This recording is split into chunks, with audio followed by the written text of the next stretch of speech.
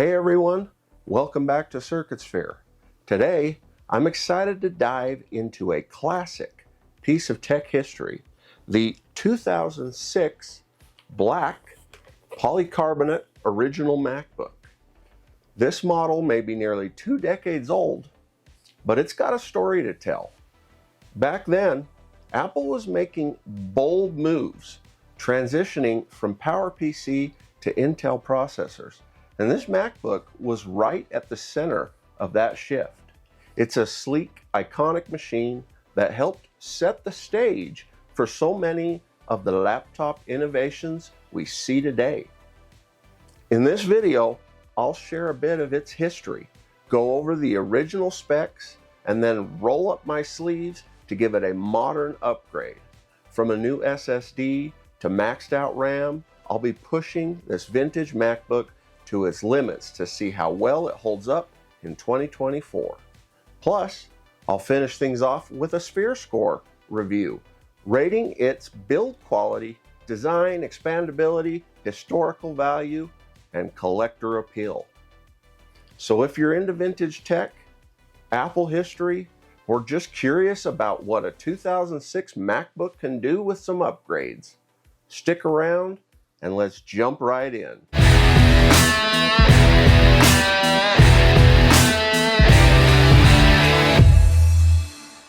If you're new to CircuitSphere, I explore all kinds of tech, new, old, and everything in between.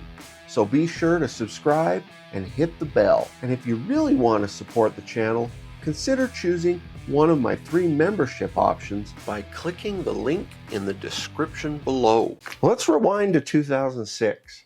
Apple was at a turning point, having just made a monumental shift from PowerPC to Intel processors, a move that sparked excitement and a little bit of uncertainty.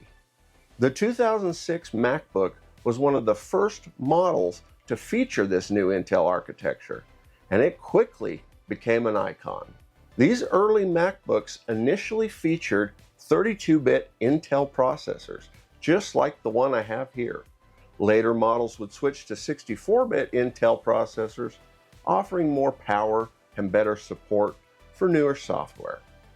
But even as a 32-bit machine, this MacBook was a powerhouse for everyday tasks at the time. This was Apple's first MacBook designed specifically for everyday consumers, and it came in 2 finishes, white and this stunning black that made it stand out from every other laptop on the market.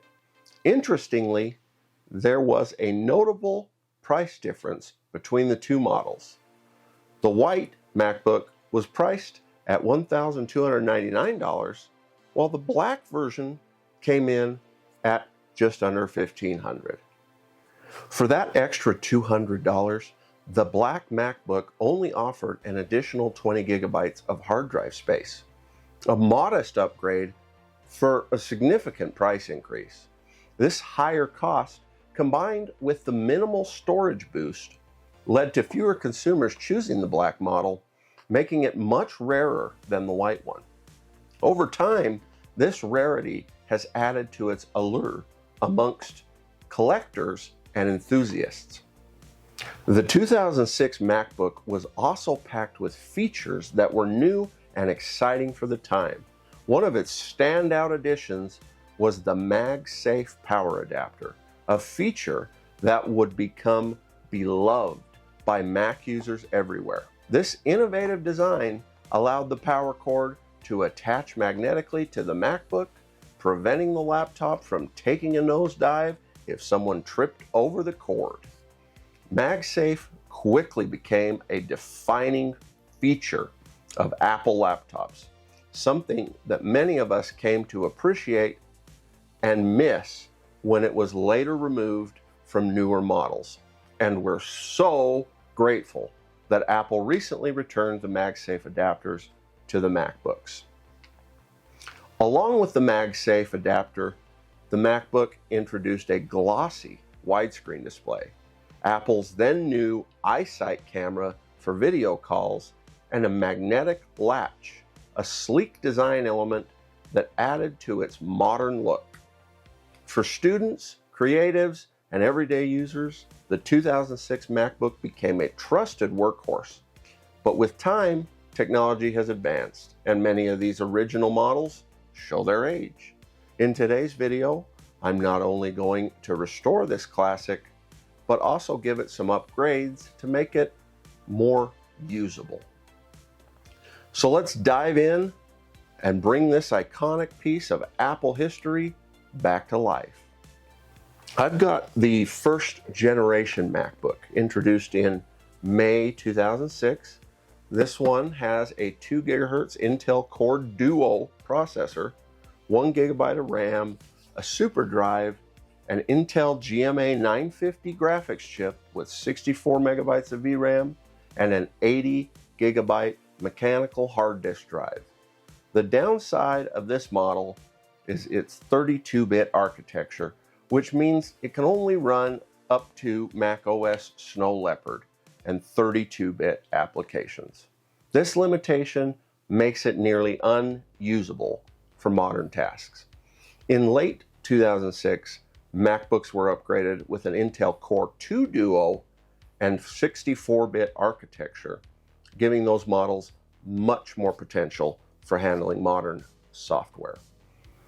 I'm planning to upgrade this MacBook as far as I can, which means I'll be replacing the old 80 GB mechanical hard drive with a 250 GB Samsung Evo 860 SSD and doubling the RAM from 1 GB to 2. I'll also be installing a brand new third-party battery, and when I first powered on this computer, I found out it was only reading CDs and wouldn't recognize any DVDs. So I'll be replacing the SuperDrive with one I sourced from eBay. To start the upgrade, I grabbed my iFixit toolkit and some magnet pads for the screws.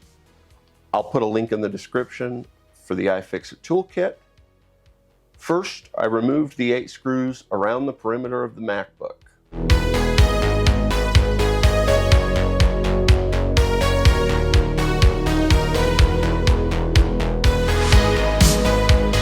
Then, I flipped it over and used a quarter to unlock and remove the battery. Talk about the good old days when you only needed a quarter to remove and replace a Mac battery. After the battery was out, I removed the 3 screws on the back and focused on the bracket inside the battery compartment, which gives access to the RAM and hard drive. Removing these screws let me take out the bracket, pull out the 512 MB sticks of RAM, and slide out the hard drive. Before removing the keyboard, I had to unscrew 14 screws around the battery compartment.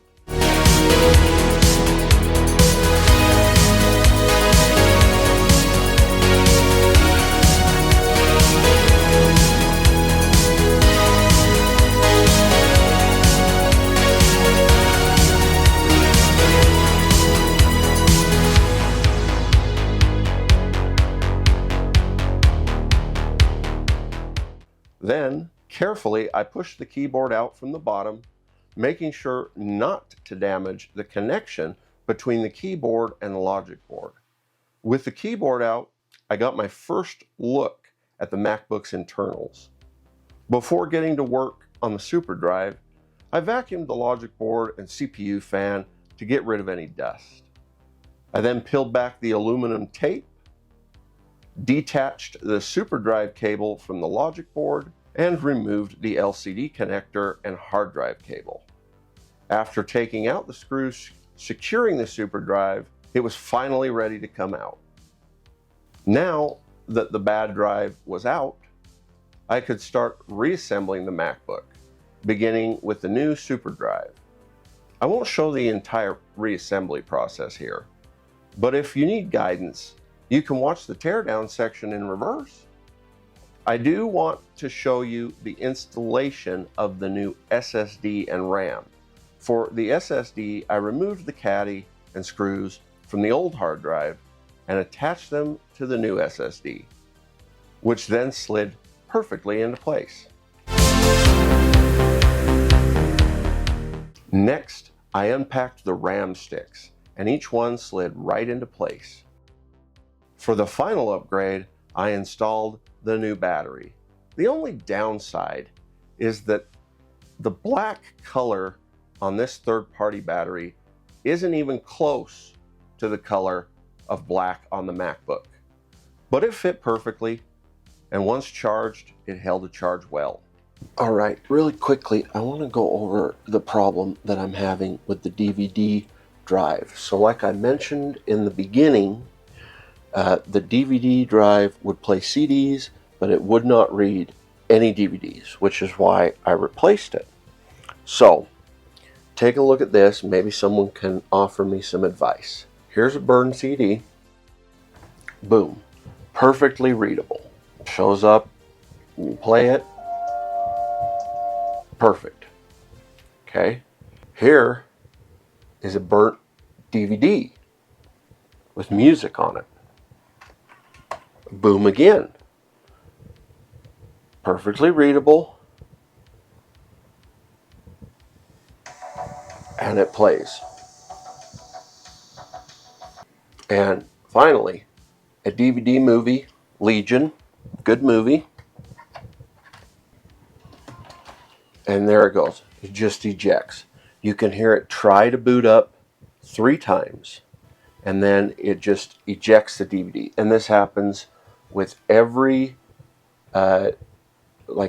media movie DVD that I try and put in there. I've put this Legion in my SuperDrive that's attached to my Mac Studio. Came right on, movie started playing. I tried 5 different movies, didn't work. What I've tried already, I blew the DVD drive out with compressed air, and then I put the official CD cleaning CDs that have the little brushes on them. I ran that, still nothing. So I don't know if it's a software issue. I looked into it. Some of the forums were saying something about the region. Everything I've gone to look at makes it seem like I'm on the right region. So if anyone has any advice on how to make it so it will play DVD movies, please in the comments below let me know. And I will probably never ever watch a movie on this MacBook, but it's just driving me nuts that it's not working. As always, I ran benchmarks before and after the upgrades to see the performance gains. These upgrades resulted in the highest percentage increase I've seen in benchmark scores since I started tracking my vintage Mac benchmarks over 1.5 years ago. Starting with Geekbench, I saw significant gains across the board. The largest was the integer score, which increased by 107%. While the overall Geekbench score jumped 90%. In Xbench, the total score rose by an impressive 125% after the upgrades, with the disk test shooting up by an incredible 571% thanks to the Samsung Evo SSD. Finally, in Cinebench 2003, the total score increased 83%. With the CB1 CPU score seeing the highest jump at 103%. These benchmark improvements led to a new leader in performance score on my version 2 SphereScore, with this MacBook outperforming my dual-core PowerMac G5 by over 25% to take the #1 spot. Now, let's go over the SphereScore for this MacBook. First up is build quality, and I'm giving it a 2 out of 5. The polycarbonate design was practical at the time, but it's far less durable than Apple's later aluminum models. This material shows smudges and fingerprints easily and is prone to scratches, although the black color does a better job of hiding some of the blemishes compared to the white model. Overall, it's functional, but it doesn't hold up as well as Apple's more premium designs. For aesthetic and design, I'm rating it a 4 out of 5. The black finish was unique for a consumer-grade Apple laptop, giving it a premium look that wasn't seen in Apple's usual white plastic lineup. With the 13-inch form factor, magnetic latch, and the first MagSafe connector, this MacBook has a design that really stands out. Its only drawback is how easily it shows fingerprints.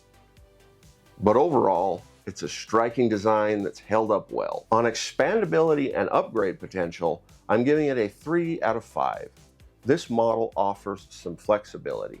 I could max out the RAM to 2 gigabytes, swap the hard drive for an SSD, and even replace the SuperDrive and battery.